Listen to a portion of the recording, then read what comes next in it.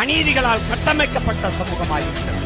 அதை சகித்து சகித்து எதிர்க்க துணிவில்லாத சகித்து என் இனச்சொந்தங்கள் அடிமையாகிவிட்டார்கள்.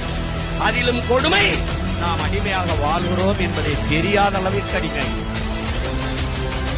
தெரிகிறது. கொலை, கொள்ளை, கற்பழிப்பு, பாலியல் வன்கொடுமை எல்லாம் தெரிகிறது. தெரிகிறது ஊழல் தடுக்க முடியவில்லை, தெரிகிறது லஞ்சம் தடுக்க முடியவில்லை, தெரிகிறது கண்ணு முன்னே வளங்கள் களவு போகிறது, தெரிகிறது தடுக்க முடியவில்லை.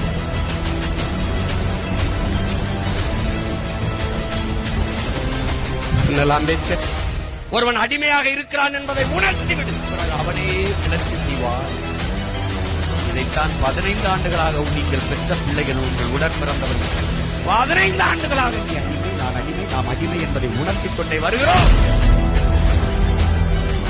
கிளர்ச்சி செய்கிறார்கள், கிளர்ந்து எழுகிறார்கள்.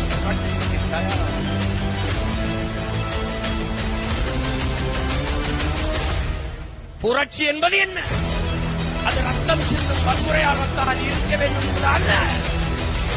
அது துப்பாக்கி தோட்டாக்களை கொல்வதும் அல்ல. பிறகு எது புரட்சி? இந்த புரட்சியிலே தனிநபர்கள் வஞ்சம் தீர்த்துக் கொள்ள வாய்ப்பே இல்லை. அப்ப எதுதான் புரட்சி? வெளிப்படையாகவே அநீதிகளால் கட்டமைக்கப்பட்ட இந்த சமூகத்தை தகர்த்து முழுதாக ஒரு புதிய சமூகம் படைப்பதுதான் புரட்சி. திரும்ப திரும்ப நாங்கள் செய்வது கட்டிய கட்டடத்திற்கு வெள்ளையடிக்க வந்த சீர்திருத்தவாதிகள் அல்ல. நாங்கள் அந்த கட்டடத்தை இடித்துவிட்டு மறு கட்டடம் கட்ட வந்த லட்சியவாதிகள், புரட்சியவாதிகள். புதியதொரு தேசம் செய்வோம், மக்கள் புரட்சியால் அதை உறுதி செய்வோம். நமது சின்னம் விவசாயி. போட்டு பாருங்க ஓட்ட, அப்புறம் பாருங்க நாட்ட.